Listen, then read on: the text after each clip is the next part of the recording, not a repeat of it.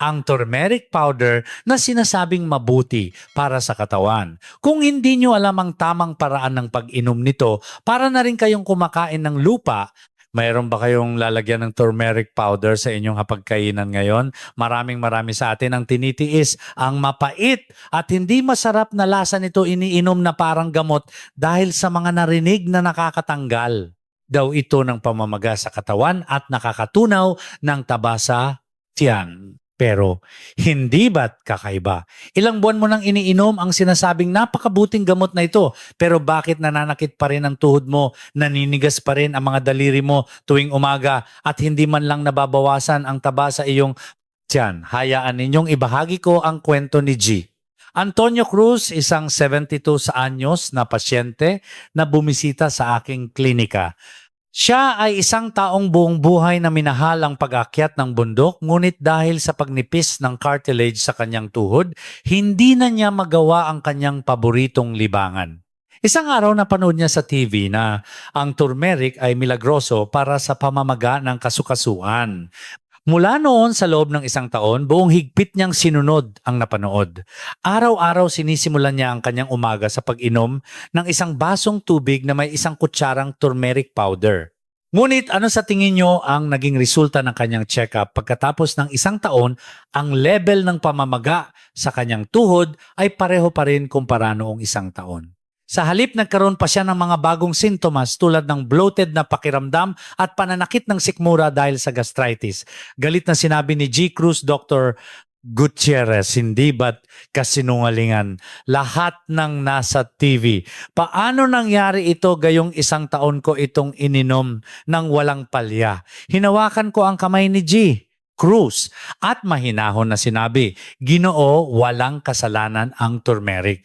Ang totoo po sa loob ng isang taon, para nyo lang itinapon ang mamahaling ginto sa kanal. Mga kaibigan, hindi ito kwento ng ibang tao. 90% sa inyo na nanonood ng video na ito ay gumagawa ng parehong pagkakamali ni G. Antonio Cruz. Totoo na ang sangkap na tinatawag na curcumin sa loob ng turmeric ay parang isang mahiwagang pamalo na lumalaban sa pamamaga. Ngunit ang sangkap na ito ay napakapihikan. Kung basta nyo lang itong hahaluin sa tubig at iinumin, ituturing ito ng ating katawan, hindi bilang isang sustansya, kundi bilang isang dilaw na bato. Kaya naman hindi ito na-absorb ng ating bituka at diretsyong inilalabas kasama ng ating dumi. Gusto nyo ba malaman ang isang interesanteng katotohanan? Ang bilang ng mga matatanda sa India na nagkakaroon ng demensya ay isa sa pinakamababa sa buong mundo. Alam nating lahat na ito ay dahil mahilig silang kumain ng curry, tama? Tama po. Ngunit may isang napakahalagang pagkakaiba. Ang mga taga-India ay hindi kailanman umiinom ng turmeric na hinalo lang sa tubig. Kinakain nila ang turmeric sa isang napaka-espesyal na paraan na hindi natin sukat akalain. Ang maliit na pagkakaibang ito ang nagpapataas sa absorption rate ng hanggang 2,000 beses. Ngayon, ibabalik ko sa inyo ang nasayang na isang taon. Kung tatapusin ninyo ang video na ito, mararanasan ninyo ang himala kung paano ang turmeric na walang epekto sa loob ng isang taon ay magiging isang mabisang gamot na magpapagaling sa inyong katawan sa loob lamang ng 3 araw. Malinaw kong ipapaliwanag kung ano ang 3 sangkap na pinakamagandang isabay sa turmeric, pati na rin ang golden intake routine 3 beses sa isang araw na maging si G. Antonio Cruz ay napahanga. Kung nasasabi kayo sa ating pag-uusapan ngayon, pindutin ang like button at mag-iwan ng komento ng salitang handa na. Ang inyong maliit na suporta ay malaking tulong para makagawa ako ng mas magagandang video. Sige, simulan na natin. May isang bagay na hindi nyo dapat gawin kapag umiinom ng turmeric. Itigil nyo na ngayon din ang pag-inom niyan mula sa baso ng tubig. Kahit 10 taon nyo pa yan gawin, mapapagod lang ang inyong atay at ang epekto ay 0. Ang 3 pagkakamali na babanggitin ko ngayon ay hindi lang ginawa ni G. Antonio Cruz, kundi ito rin ang mga kritikal na pagkakamali na karaniwang ginagawa ng napakaraming taong bumibisita sa aking klinika. Kung maiiwasan nyo lang ang 3 ito, kabilang na kayo sa top 1% ng matatalinong health experts. Unang pagkakamali, paghalo nito sa tubig at pag-inom. Ito ang pinakamalaking problema. Dahil sinabi sa TV na ihalo ang turmeric powder sa tubig, iyon ang ginagawa ng lahat. Pero naaalala nyo ba noong elementarya sa ating science class, ang tubig at langis ba ay naghahalo? Hinding-hindi, di ba? Ang pangunahing sangkap ng turmeric, ang curcumin ay fat-soluble. Ibig sabihin ito ay may katangian ng langis. Subukan niyong maglagay ng isang kutsarang mantika sa isang basong tubig at alugin ng malakas. Naghahalo ba?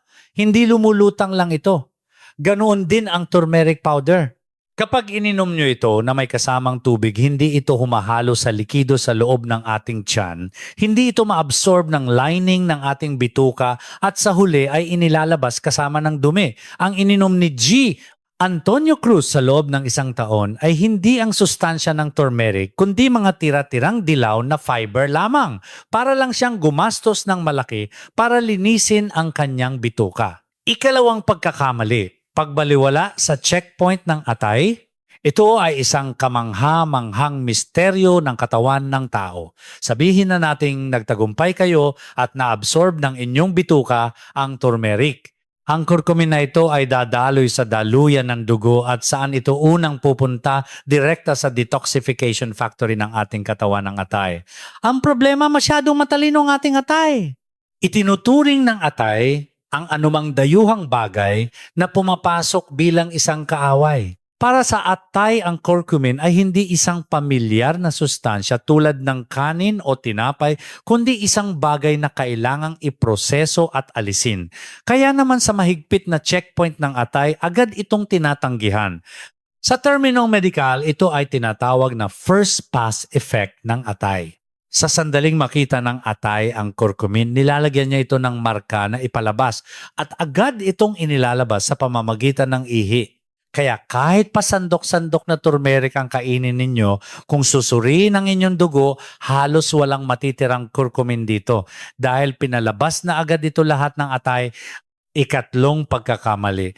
Hindi pagkilala sa pagkakaiba ng tunay na turmeric at mga kahawig nito. Sa palengke madalas sinasabi ng mga nagtitinda na ang turmeric at ang mga kamag-anak nitong halaman ay pareho lang, magkamukha kasi sila at parehong dilaw. Ngunit sa larangan ng medisina at nutrisyon, ang dalawang ito ay magkaibang magkaiba. Hayaan ninyong ipaliwanag ko. Ang tunay na turmeric ay isang rhizome o ugat puno at may mainit na katangian. Samantalang ang ibang uri na kahawig nito ay isang tuberous root at may malamig na katangian. Kung ang mga matatanda na may malamig na konstitusyon ng katawan ay iinom ng maling uri, maaari silang makaranas ng pananakit ng tiyan at pagtatae. Ang pinakamahalaga sa lahat ay ang curcumin content. Ang dami ng curcumin sa tunay na turmeric ay halos 10 beses na mas mataas kaysa sa mga kahawig nito. Ngunit dahil mas mura at mas madaling hanapin ang mga kahawig nito, ito ang binibili ng marami. Sa totoo lang, ang epekto nito ay 1,010 lamang. Ito ang dahilan kung bakit kahit isang taon nyo nang iniinom, hindi nyo pa rin nakukuha ang epekto na nakukuha ng iba sa loob lang ng isang buwan. Ngayon, malinaw na ba? Ang turmeric ay parang langis kaya hindi ito natutunaw sa tubig. Kahit makapasok man ito, itinataboy naman ng atay at malamang maling uri pa ng halaman ang iniinom ninyo. Sa ganitong sitwasyon, paanong mawawala ang sakit ng inyong tuhod? Ngunit huwag kayong masyadong malungkot. Ang mga taga-India sa kanilang karunungan ay nakahanap ng paraan upang malampasan ang lahat ng mga balakid na ito sa pamamagitan ng matalinong pagluluto ng turmeric. Hindi nila ito kinakain ng hilaw at palagi nilang isinasama ang dalawang kaibigang ito. Noong una si G. Antonio Cruz ay nag-aalinlangan. Sabi niya, naku Dok, magbabago ba talaga ang epekto dahil lang sa pagbabago ng paraan ng pagluto? Ngunit pagkalipas ng 1 linggo, bumalik siya sa ospital at mahigpit na hinawakan ng aking kamay.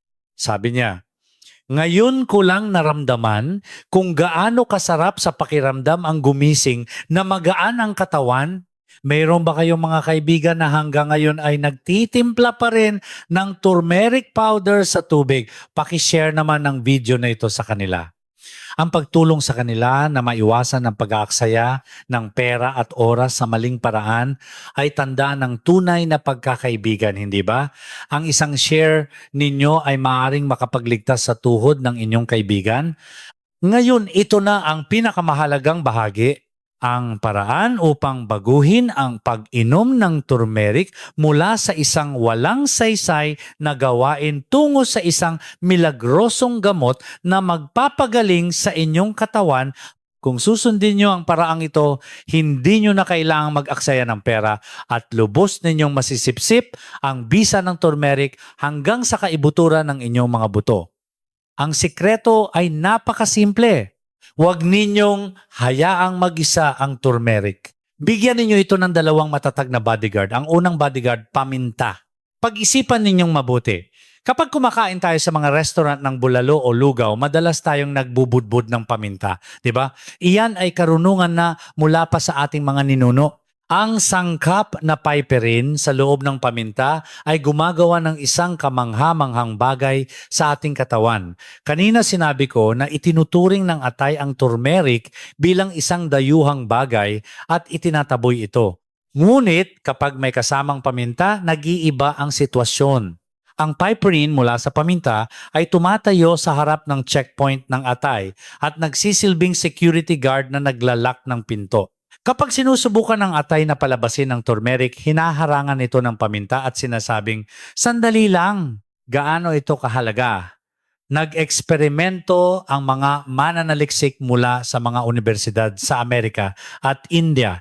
Inihambing nila ang epekto ng pag-inom ng turmeric ng mag-isa laban sa pag-inom nito na may kasamang paminta. Ang resulta, ang absorption rate ay tumaas ng 2,000%. Tama po, 2,000%. Ibig sabihin, 20 beses na mas mabisa. Ang ilang butil ng paminta na isinaboy ninyo sa turmeric powder ay nagpapalakas ng absorption ng katawan ninyo ng 20 beses. Nang marinig ito ni G. Antonio Cruz, napapalakpak siya sa kanyang tuhod. Sabi niya, "Hindi ko akalain na ang pamintang nagkalat lang sa kusina ay ganoon pala kahalaga." Ang pangalawang bodyguard, langis. Nasabi ko na ang turmeric ay fat soluble, ibig sabihin gusto nito ng langis. Para matanggap ng maayos ang isang mahalagang bisita tulad ng turmeric, kailangan mong magpadala ng isang espesyal na limousine. Ang limousine na yon ay ang langis. Kapag hinalo natin ang turmeric sa langis, ang mga particle ng langis ay dahan-dahang bumabalot sa sangkap ng turmeric. Ang turmeric na nabalutan ng langis ay madulas na dumadaan sa lining ng ating bituka na parang dumadausdos sa isang slide.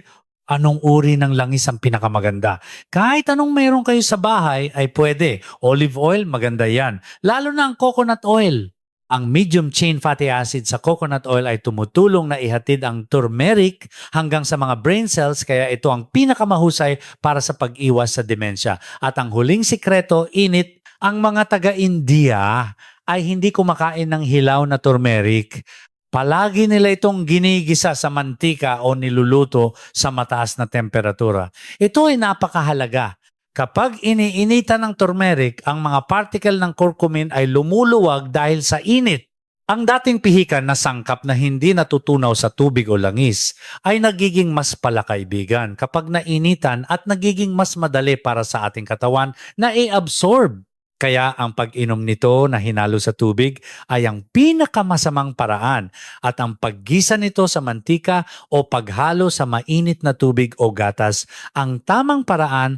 Buhod natin ang turmeric, ang bida, ang paminta, ang gatekeeper at ang langis, ang limousine. Ang tatlong ito ay dapat magkakasama para mawala ang pamamaga at sakit sa inyong katawan. Nang malaman ni G. Antonio Cruz ang prinsipyong ito, ganap niyang binago ang kanyang paraan ng pag-inom. Sa halip na walang lasang tubig, sinimulan niyang uminom ng mainit na gatas na may isang kutsaritang turmeric, kaunting budbod ng paminta at isang patak ng olive oil. Nung una, nag-aalangan siya sa lasa, pero pagkaraan ng ilang araw, nasarapan na siya dahil malinamnam daw ito at magaan sa tiyan.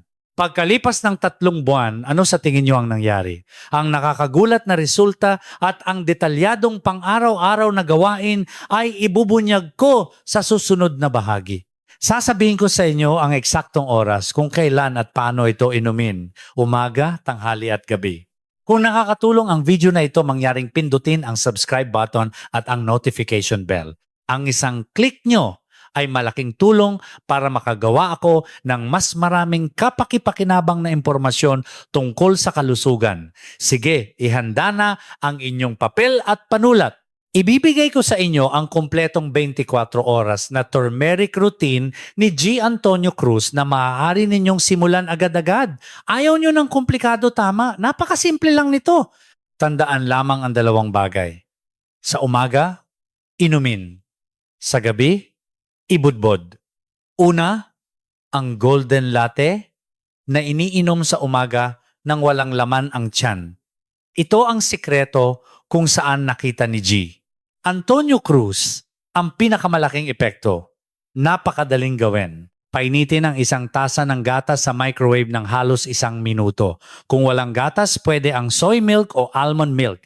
Dito magdagdag ng eksaktong 1 kutsaritang turmeric powder. Hindi kutsara kundi kutsarita. At syempre, tawagin natin ang mga bodyguards. Kuhanin ang lalagyan ng paminta at magbudbod ng 3 o 4 na beses at ihalo ang 1 kutsaritang olive oil o coconut oil. Sa una, maaaring hindi ka aya-aya tingnan dahil sa lumulutang na langis at matingkad na dilaw na kulay na parang lalagyan ng tubig sa art class. Pero pikit mata ninyong inumin. Ang linamnam ng mainit na gatas ay tatakpan ang pait ng turmeric at ang anghang ng paminta ay babalanse sa lasa. Kapag ininom nyo ito sa umaga nang walang laman ang tiyan ng mga selula sa inyong katawan na nanigas magdamag, ay magigising sa isang yellow curcumin shower. Dahil sa fat mula sa gatas at sa idinagdag na langis, ito ang oras kung kailan pinakamataas ang absorption rate. Ikalawa, ang sikretong sandata sa hapagkainan tuwing gabi ang kanin at ulam na may turmeric. Ito ay perpekto para sa mga taong ayaw ng abala kapag nagsasaing maglagay ng 1 kutsaritang turmeric powder at 1 kutsarang mantika gaya ng coconut oil sa ibabaw ng bigas bago pindutin ang cook button. Pagbukas ng rice cooker, makikita ninyo ang isang maningning na golden rice na puno ng sustansya. At kapag kumakain ng ulam, lalo na ng pritong isda o ginisa, ibudbod ang turmeric powder tulad ng pagbubudbod ng paminta. Kapag nagsama ang mamantikang pagkain at turmeric, nagkakaroon ng symbiotic effect kung saan sila ay nagtutulungan. Mas gumaganda ang panunaw at nane-neutralize ang mga masasamang sangkap sa mamantikang pagkain. Ganyan ang ginawa ni G. Antonio Cruz sa loob ng 3 buwan. Sa umaga latte, sa gabi sa kanin at ulam. Alam niyo ba kung ano ang resulta? Pagdating niya sa ospital, nagpakitang gilas siya ng squat sa harap ko. Ang tuhod niya na dati ay napapasigaw ng aray sa tuwing bababa ng hagdan ay malambot na niyang naitutupi. Bukod pa roon, nawala ang pananakit ng kanyang sikmura at gumaan ang pakiramdam ng kanyang tiyan na dati laging bloated. Tuwang-tuwa siyang parang bata. Iyan ang pagbabago sa katawan kapag tama ang paraan ng pagkain. Pero sandali, bago niyo ito subukan, may ilang mga katanungan na kailangan nating linawin. Ito ang 3 pinakamadalas na tanong ng mga pasyente sa aking klinika at sasagutin ko ito ng malinaw. Unang tanong, Dok, mas marami. Mas maganda, hindi ba? Hinding-hindi po. Ang sobrang turmeric ay makakasama. Ang sapat na dami ay 1 hanggang 2 kutsarita o 3 hanggang 5 gramo sa isang araw. Kung sosobrahan ninyo at sandok-sandok ang inyong iinumin, masisira ang inyong tiyan at magtatae kayo. May limitasyon lang ang kayang tanggapin ng ating katawan. Tandaan, lahat ng sobra ay masama. Ikalawang tanong, may gallstones ako, pwede ba akong uminom nito? Dito, kailangan ng matinding pag-iingat. Ang turmeric ay nagpapasigla sa produksyon ng apdo-bile. Bagamat maganda ito para sa panunaw, para sa mga taong may gallstones, maaaring gumalaw ang mga bato at bumara sa bile duct na magdudulot ng matinding sakit. Kung mayroon kayong gallstones o anumang sakit sa bile duct, huwag uminom ng turmeric at kumonsulta muna sa inyong doktor. Ikatlong tanong, nag-aalala ako sa kidney stones, okay lang ba? Ang turmeric ay may sangkap na tinatawag na oxalate tulad ng spinach. Kapag ito ay sumama sa calcium, maaari itong makabuo ng bato. Kaya kung meron kayong kasaysayan ng kidney stones, mag-ingat. Kung gusto nyo pa ring uminom, kailangan nyong uminom ng doble o higit pa sa karaniwan ninyong iniinom na tubig. Ngayon, nabubuo na ba ang larawan sa inyong isipan? Sa umaga, isang tasang mainit na golden latte. Sa hapag kasama ng mamantikang ulam. At huwag maging sakim 1 hanggang 2 kutsarita lang sa isang araw. Hindi naman mahirap, di ba? Ang maliit na gawin na ito ang magtatakda ng inyong kalusugan 10 taon mula ngayon. Buksan nyo na ang inyong ref at tingnan kung may gatas. Para sa mga magsisimula na bukas ng umaga, mag-iwan ng komento ng salitang gagawin ko sa ibaba. Susuportahan ko kayo para ang inyong desisyon ay hindi maging ningas kugon. Matutuwa ako kung mapupuno ang comment section ng salitang gagawin ko. Salamat sa inyong oras sa pakikinig sa ating talakayan tungkol sa turmeric. Bilang pangwakas, itatanim ko sa inyong isipan ang mga pinakamahalagang aral ngayon na parang isang litrato. Kahit makalimutan nyo ang lahat, itong 3 bagay ay dapat ninyong isulat sa pinto ng inyong ref at laging tandaan. Una, wag iinumin ang turmeric na hinalo lang sa tubig. Ang turmeric na hinalo sa tubig ay parang isang bisita lang na dadaan sa inyong katawan. Kahit 1 taon nyo itong inumin, para lang kayong nagbubuhos ng tubig sa isang basong may butas. Ikalawa, ang habambuhay na partner ng turmeric ay paminta at langis. Kung nasaan ang turmeric powder, dapat nandoon din ang paminta at bote ng langis. Ang paminta ang nagbubukas ng pinto ng atay at ang langis ang nagsisilbing limusin na ligtas na maghahatid sa turmeric. Ngayon, alam nyo na, di ba? Ikatlo, huwag kainin ng hilaw, lagyan ng init. Ihalo sa mainit na gatas, isama sa sinaing o ilagay sa mga ginisang ulam para maluto ng bahagya ang turmeric. Sa ganitong paraan, ang pihikang sangkap ng turmeric ay magiging maamo at malugod na yayapusin ng ating katawan. Ilang araw na ang nakalipas, nakatanggap ako ng text message sa aking klinika. Galing ito kay G. Antonio Cruz. Nagpadala siya ng isang larawan kuha sa tuktok ng bundok Apo kasama ang marker doon. Ang bundok na isinuko na niya, 1 taon na ang nakalipas dahil sa pananakit ng tuhod. Napakasarap tingnan ng kanyang masayang ngiti. Sa ilalim ng larawan may nakasulat, Dr. Gutierrez, sumusunod na po sa akin ang mga tuhod ko. Ang natitirang buhay ko ay ilalaan ko sa paglalakbay sa magagandang lugar gamit ang malalakas na mga binting ito. Mga kaibigan, hindi ito himala. Ito ay siyensya. Ang pangangalaga sa kalusugan ay hindi lamang tungkol sa pag-inom ng mga mamahaling gamot na nagkakahalaga ng libo-libong piso. Kahit ang mga karaniwang sangkap sa ating kusina, kung alam natin ang tamang katangian nito at gagamitin ng may karunungan, ay maaaring maging kasing bisa ng gamot na nagkakahalaga ng malaking pera. Huwag kayong manghinayang kung mali ang paraan ng pag-inom ninyo ng turmeric sa nakalipas na taon. Ang mahalaga, magbago kayo simula ngayon. Mula sa inyong hapunan, mamaya kunin ninyo ang paminta at maging isang matalinong tagapagluto na nag-aalaga sa kalusugan ng pamilya. Para sa inyong malusog na buhay, hanggang sa pagtanda, patuloy akong mag-aaral at mag-iisip para sa inyo. Kung ang video na ito ay nakatulong sa kalusugan ng inyong kasukasuan, daluyan ng dugo at pangkalahatang kalusugan, mangyaring pindutin ang subscribe at notification button. Ang inyong maliit na suporta, ang pinakamalaking sustansya na nagbibigay lakas sa akin na gumawa pa ng mas magagandang video. Ito po ang inyong doktor sa alaga sa katawan. Maraming salamat, manatiling malusog,